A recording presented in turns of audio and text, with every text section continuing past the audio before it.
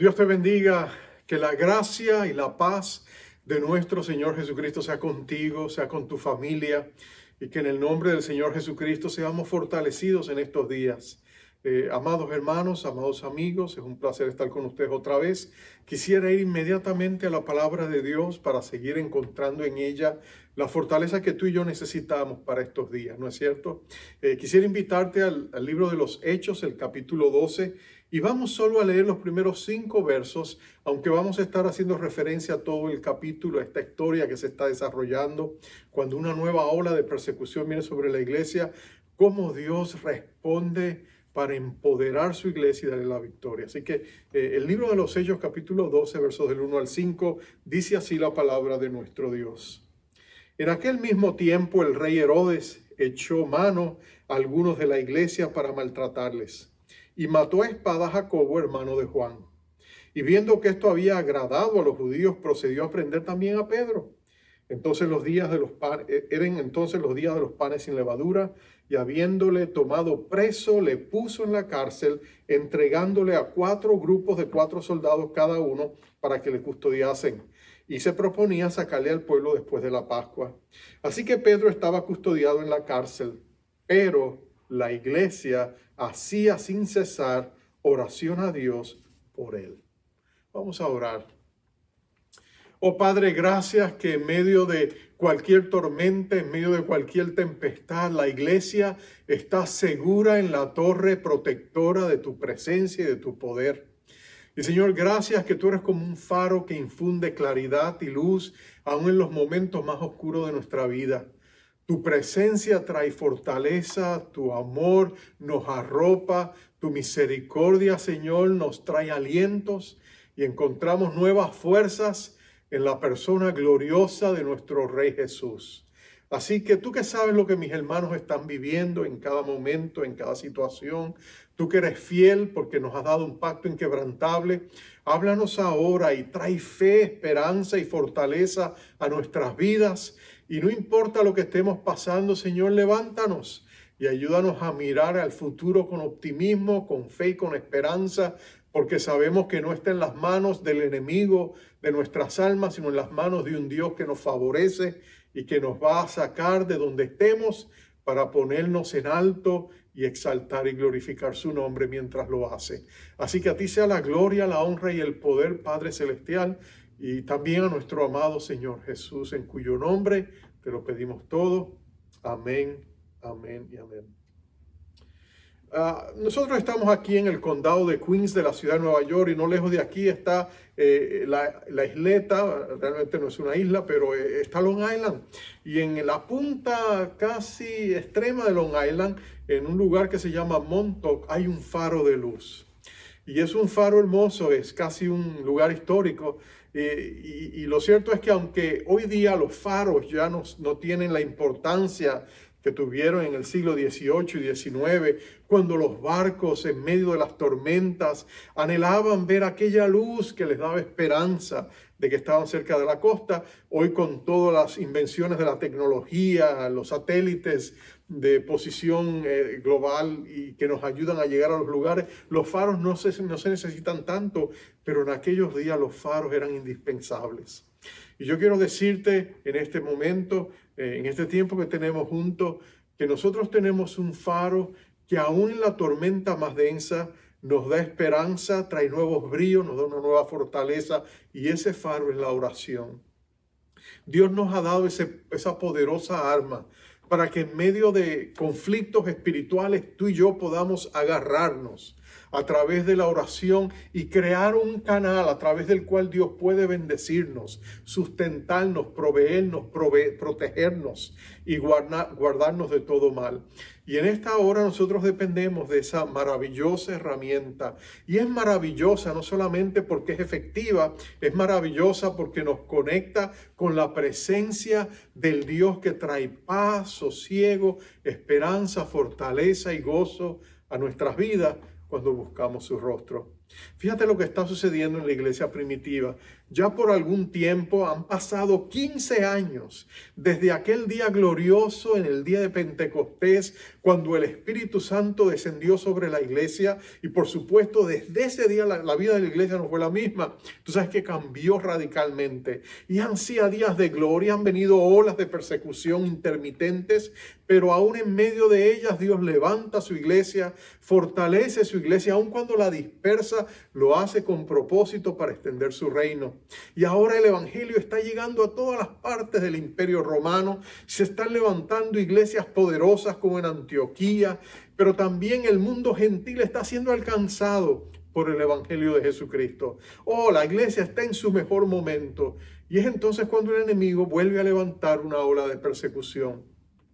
Viene a través del rey Herodes. Ahora, este rey Herodes, tú tienes que recordar que Herodes era como un apellido, era un título que esta familia idumea judía había usado, empezando con Herodes el Grande. ¿Te acuerdas aquel Herodes que estaba cuando Jesús nació y que murió poco tiempo después? Bueno, él tuvo varios hijos. Él era un hombre que, bueno, era conocido por su crueldad. Él mató a algunos de sus hijos que temía que tomaran el trono. Pero él quedó con 3 hijos. Uno se llamaba Aristóbulo, otro se llamaba Felipe y otro se llamaba Antipas. Antipas es el Herodes que hace decapitar a Juan el Bautista. Bueno, Herodes ha sido exilado en este tiempo, 15 años después del día de Pentecostés. Y ahora su sobrino, el hijo de Aristóbulo, se llama Herodes Agripa, el primero. Y él es el que está al frente de la nación de Israel como su rey. Ahora, él es diferente a sus predecesores, porque este hombre es muy religioso.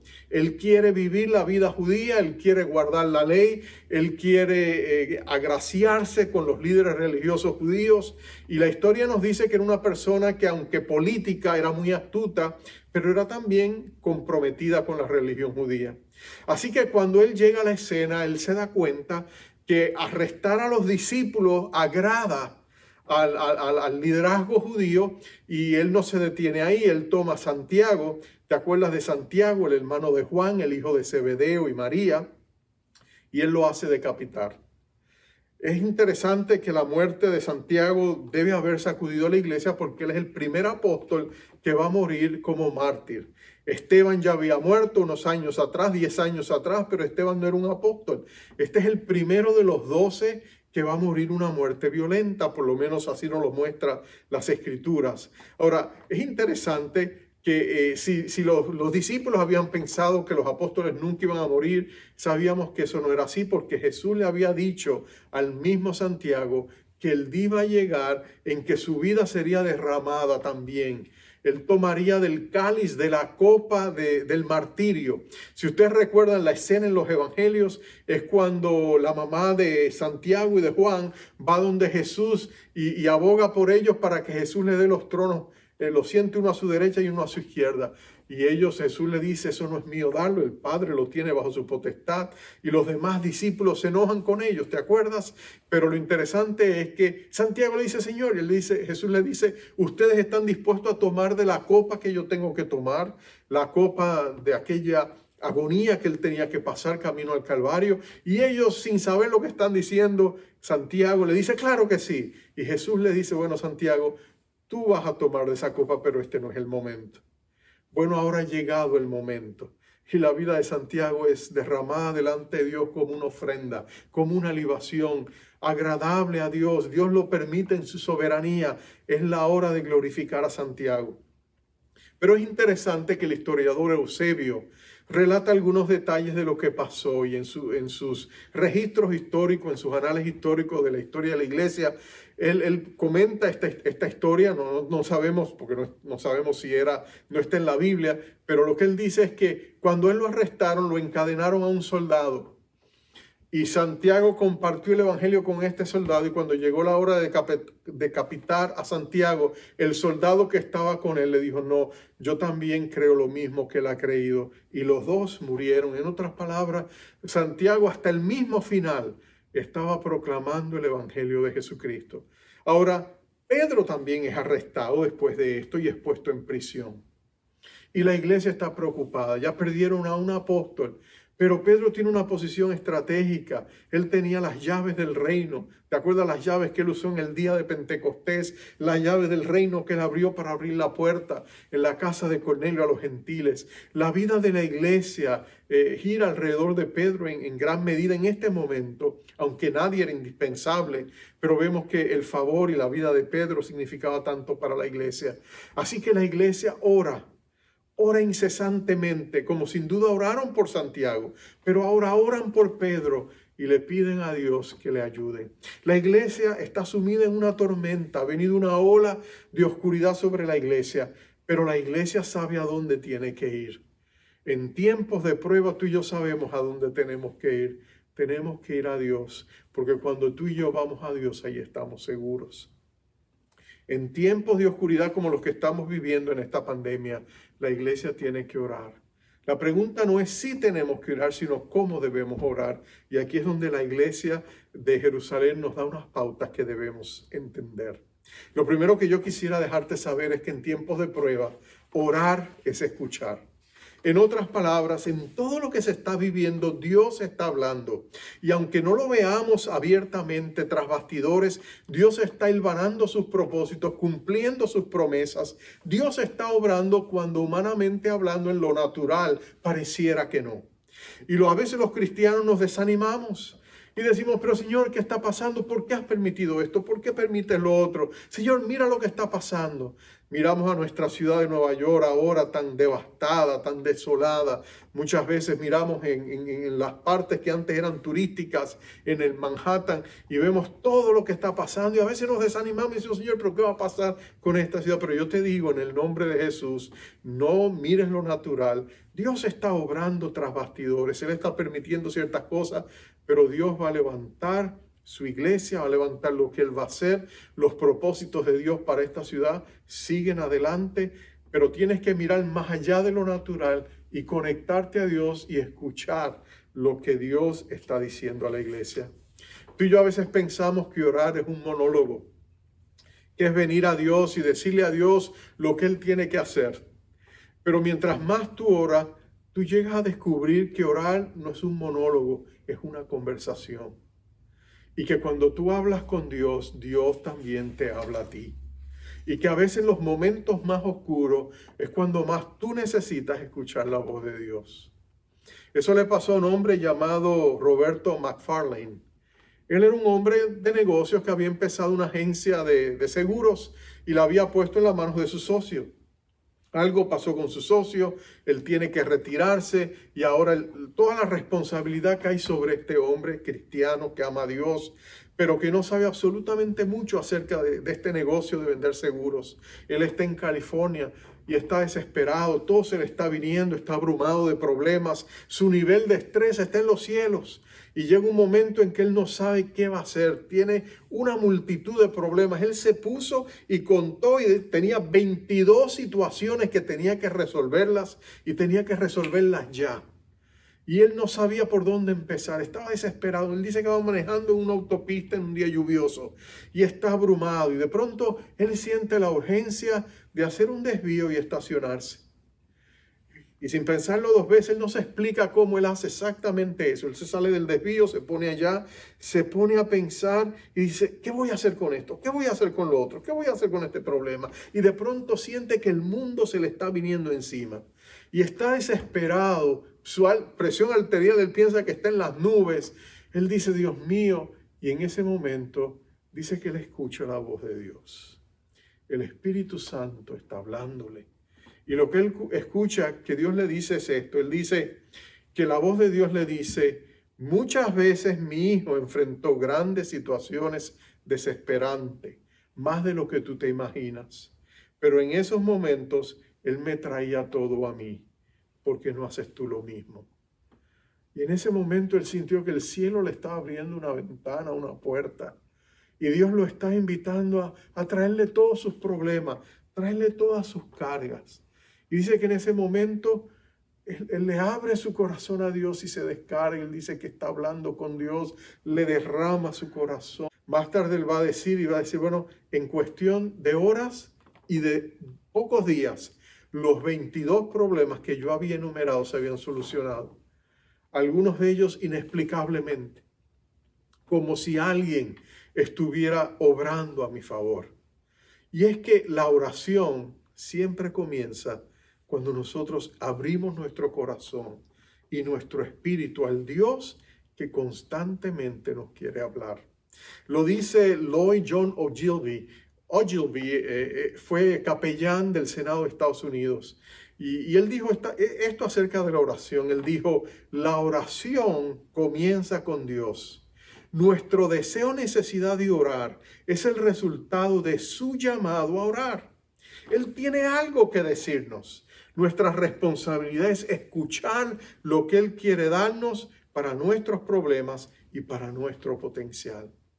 O cuando tú y yo nos conectamos a Dios y le decimos, ¿sabes qué, Señor? Yo no sé qué está pasando, yo no sé qué va a pasar. Señor, estamos moviéndonos aceleradamente a unas elecciones que parecen que van a ser desastrosas. Pero Señor, yo sé que en medio de todo esto tú estás en control. Háblanos, dirígenos, guíanos, muéstranos lo que debemos hacer. Y verás que Dios siempre nos va a dar una solución. Y Dios nos va a dar esperanza. Y Dios nos va a fortalecer si aprendemos a escuchar y ver lo que Dios está haciendo. Y ver que en lo que Dios está haciendo también hay una respuesta. Nota que la iglesia oró y le dijo a Dios, Señor, por favor, mira, guarda a Santiago. Y el Señor le dijo, no, Santiago tiene que venir conmigo. Y más tarde la iglesia le va a decir, Señor, ¿y qué con Pedro? Ellos van a orar incesantemente, van a estar pidiendo a Dios que les ayude. Y Dios también le va a dar una respuesta. Porque al orar tenemos que escuchar lo que Dios nos está diciendo. Pero también tenemos que orar con denuedo. Denuedo quiere decir valor, quiere decir entereza, quiere decir fervor, quiere decir que nosotros ponemos nuestro corazón en lo que estamos haciendo, quiere decir que nos esmeramos, ponemos honestidad, ponemos sinceridad en lo que estamos haciendo, le mostramos a Dios que realmente estamos interesados en lo que está pasando. No es una de estas oraciones, bueno, Señor, allá si lo haces bien y si no también ya yo tengo mis planes, sino una oración donde tú le dices a Dios, Señor, yo sé que tú estás obrando. Yo sé que tú vas a concedernos lo que estamos pidiendo. Señor, estamos orando en tu voluntad, estamos confiando en ti. Estamos orando tus promesas. Es cuando tú realmente te pones y te esmeras y trabajas y haces una labor de intercesión para que Dios sinceramente te conceda lo que tú deseas. ¿Sabes que nuestro Señor Jesucristo, nuestro Rey de Gloria, la última noche que fue entregada, se sentó con los discípulos y el capítulo 14, 15 y 16 del Evangelio de Juan nos dice esta interacción que él tuvo con los discípulos. En esos 3 capítulos, 7 veces, Jesús le va a repetir el mismo principio. De aquí en adelante, oren en mi nombre. Oren en mi nombre. Y todo lo que pidan en mi nombre, el Padre se los va a conceder. 7 veces. ¿Por qué Jesús lo repitió tantas veces? Bueno, el 7 habla de perfección. Jesús quería enfatizarlo de una manera tan marcada en la mente de la iglesia que él tenía que repetirlo 7 veces. Oren, oren con denuedo, oren con fe, oren en la voluntad del Padre, oren, pidan y crean lo que yo puedo hacer. Y es en el nombre de Jesús que tú y yo tenemos que orar. Porque cuando tú y yo nos presentamos delante del trono de la gracia y oramos en el nombre de Jesús, todas las promesas que el Padre ha sujetado al nombre de su Hijo están abiertas y están disponibles para ti y para mí. La iglesia está orando en el nombre de Jesús y está diciendo, oh Señor, libera a Pedro. Oh Señor, no deja que lo maten. Oh Señor, extiende su ministerio, oh Dios. Señor, líbralo. Ahora, la iglesia parece que está orando por lo imposible. Piensa por un momento, Santiago está muerto y a Pedro le tienen cuatro guardas, 16 soldados, 4 grupos de 4 soldados cada uno. Puede ser que vinieran 4 cada 3 horas, o puede ser que todos estuvieran ubicados a la misma vez. Pero para Pedro salir de allí era virtualmente imposible. Porque para empezar, él estaba cada una de sus manos encadenada a 2 soldados. 2 al frente, 4 más, 4 más. Imagínate, 4 más. 16 en total, en una cárcel herméticamente cerrada. ¿Cómo va a escapar Pedro? Es imposible. Seguramente que algunos hermanos dijeron, yo no sé para qué oramos. Estamos orando y pidiendo lo imposible. Y quizás otro dijo, pero el Señor dijo, todas las cosas son posibles para aquel que cree. Y mira lo que hace Dios. Él manda un ángel, un solo ángel, que echa a dormir a estos 16 soldados, que hace sin tocar, hace que las cadenas y las esposas que Pedro tiene en sus muñecas se caigan, que abre la puerta con solamente señalarla y saca a Pedro paso a paso. Pedro estaba hasta dormido y Pedro va a salir de aquella cárcel porque Dios responde a la oración de su iglesia, porque su iglesia está orando con denuedo, está orando las promesas de Dios. Está tan compenetrando, orando, que aun cuando Dios haga el milagro, va a parecer que no lo van a poder ni creer. Porque lo que Dios va a hacer es tan maravilloso que los va a sorprender y los va a asombrar a todos. Tú y yo también tenemos la oportunidad y el privilegio de venir a un Dios que nos quiere escuchar. A un Dios que quiere que tú sepas y conozcas que Él te ama y que todas sus promesas son sí, amén en Jesucristo. Ahora, el problema es que tú y yo a veces somos selectivos, ¿no es cierto? Recuerdo una hermana que fue un gran predicador inglés, se llamaba G. Campbell Morgan, y fue y le dijo, mire pastor, yo le traigo este problema porque es grande. Si fuera pequeño, yo me encargaba de él. Y él le dijo, ¿qué me quieres decir con eso? Y yo le dije, bueno, yo solo le pido a Dios por los problemas grandes, los pequeños yo los tengo bajo mi control. Y G. Campbell Morgan sabiamente le dijo a esta mujer, mira mujer, ¿tú no sabes que para Dios todos tus problemas son pequeños? ¿Con quién estás hablando? Estás hablando con el Rey de la eternidad, el todopoderoso Dios. Problemas grandes o pequeños para Él es la misma cosa. Dios tiene todo el poder de solucionarlo todo, pero cuídate de los problemas pequeños, los que tú manejas por tu propia cuenta, porque usualmente esos son los que nos enredan y los que nos hacen tropezar, porque pensamos que los vamos a resolver y cuando venimos a abrir los ojos hemos creado problemas más complejos que comenzaron siendo pequeños. Es como dice la palabra, de las pequeñas zorras son las que a veces echan a perder los viñedos. Pero ¿por qué no le traes todo a Dios? ¿Por qué no le traemos a Dios todos nuestros problemas y le decimos, Señor, yo dependo de ti, ayúdame a encontrar solución a mis problemas? En Hebreos 4:16 la Biblia dice, venid confiadamente al trono de la gracia para encontrar misericordia, gracia y el oportuno socorro. Así que tú y yo podemos acercarnos al Dios que nos escucha. Y cuando nosotros oramos con denuedo, ¿qué nos falta hacer? Bueno, después que tú oras y presentas tus peticiones delante de Dios, lo que te queda hacer es confiar. Pero ¿cómo confías? Bueno, confía plenamente. Dile a Dios, Señor, eso ahora está en tus manos. Yo no sé cómo tú lo vas a manejar, pero esto yo sé. Tú lo tienes bajo control. Tú vas a hacerlo. No importa cuán oscura sea la hora en la noche, en las manos de Dios sabemos que está seguro.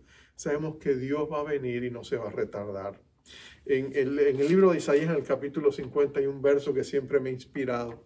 Está en el verso 7 y 8, perdón, el verso 10, la segunda parte del verso 10 del capítulo 50.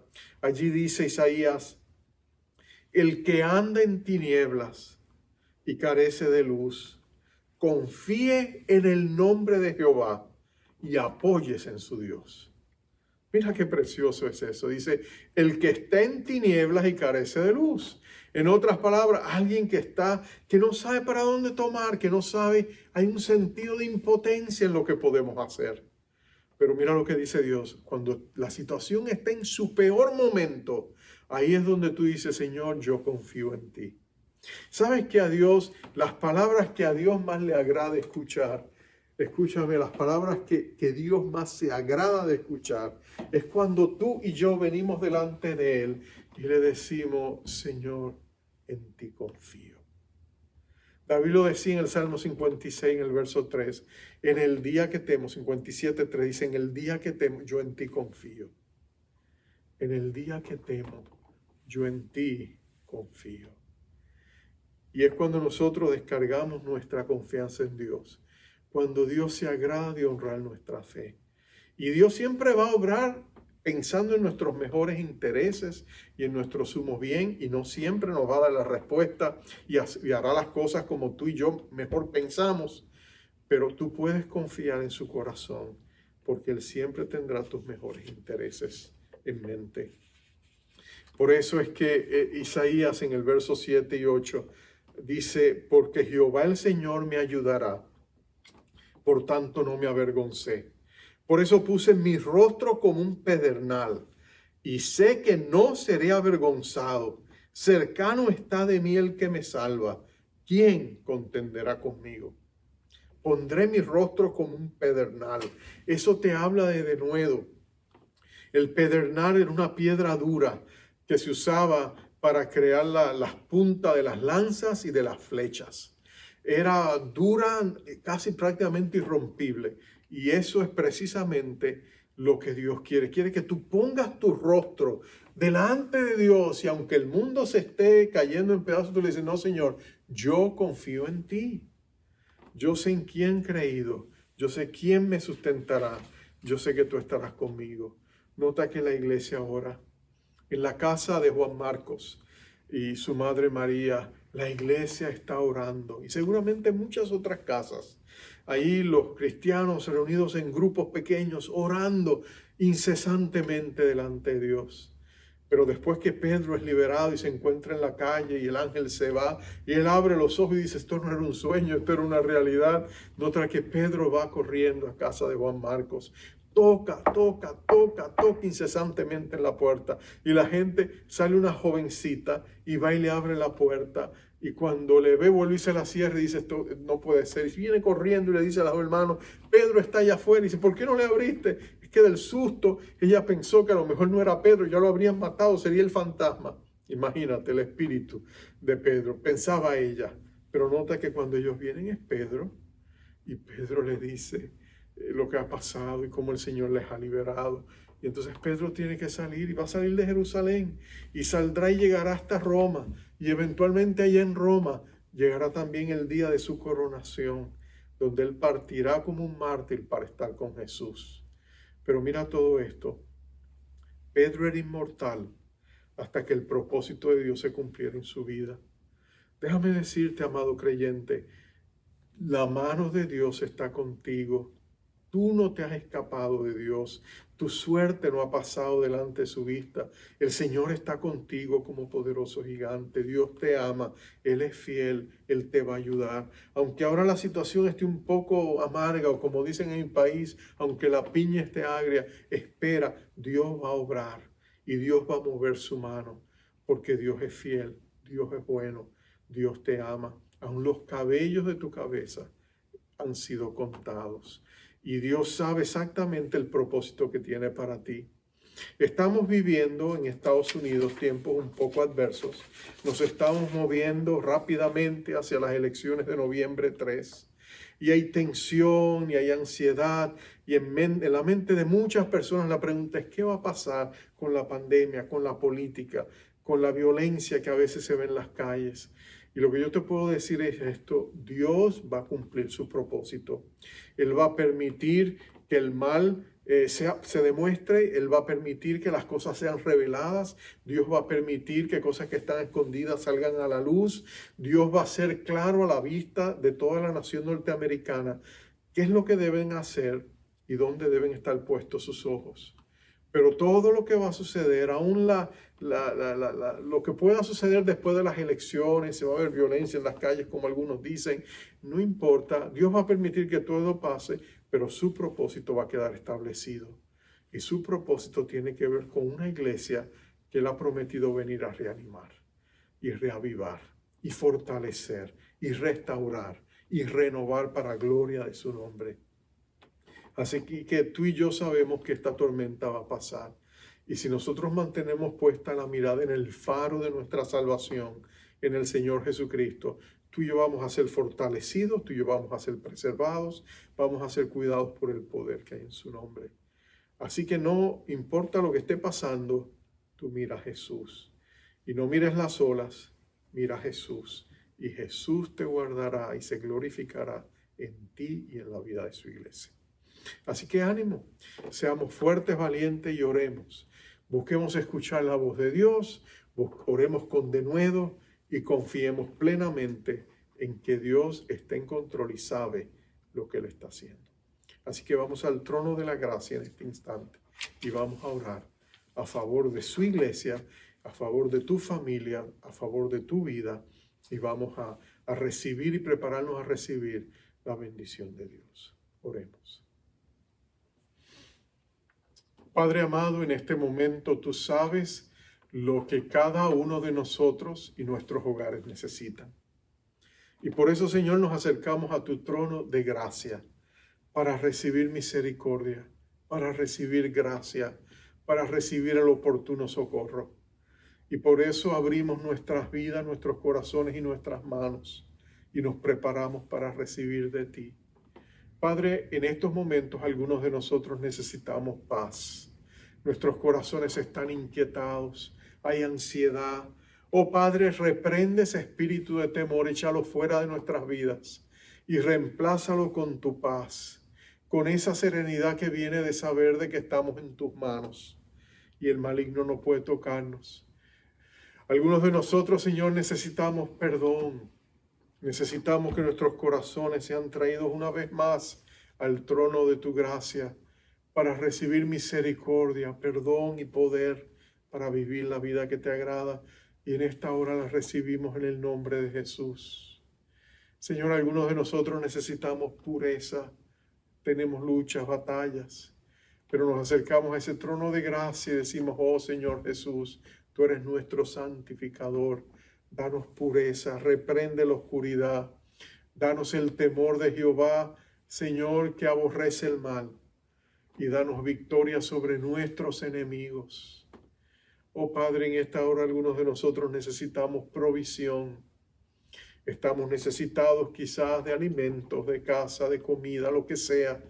Oh Padre, de trabajo, abre las puertas de los cielos. Provee para tu pueblo. Joven fui envejecido, decía David, y jamás vi a un justo en necesidad de pan y mendigando porque tú le habías fallado. Ten misericordia, oh Dios, provee. Algunos de nosotros quizás necesitamos protección. Oh Padre, mira que el enemigo se ha levantado contra nosotros y viene como un río. Levanta tu bandera de victoria y danos victoria, Señor. Invalida sus planes, termina sus maquinaciones, deshaz sus acechanzas y pon tus ángeles a acampar alrededor de cada uno de nosotros. Recibimos tu protección y la promesa de que tú nos guardarás del mal. Tú eres nuestro guardador, nuestro preservador, y nos vas a pasar a través de toda tormenta. Padre, recibimos todas estas bendiciones en el nombre poderoso de nuestro Rey Jesús. Amén. Amén y amén. Y amados, les enviamos con la bendición de la presencia de Dios, su rica misericordia y su abundante paz. Jehová te bendiga, te guarde. Jehová haga resplandecer su rostro sobre ti y tenga de ti misericordia. Jehová alce sobre ti su rostro y ponga en ti paz. Un abrazo, bendiciones, amados. ¿A quién iré en necesidad? ¿A quién iré en busca de paz? ¿Y quién podrá mi vida saciar de verdad?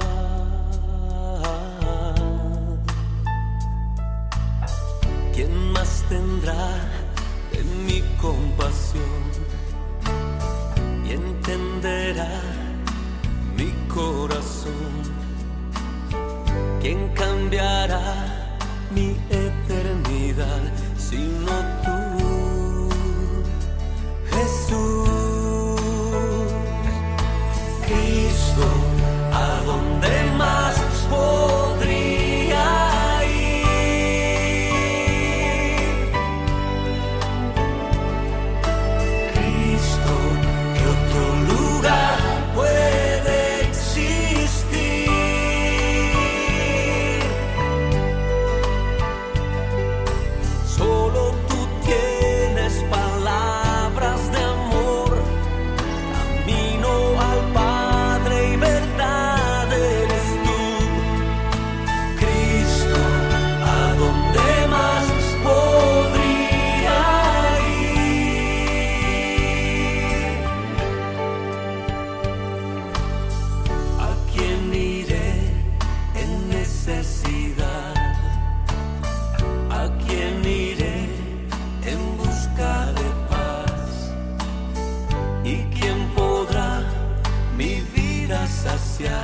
de verdad.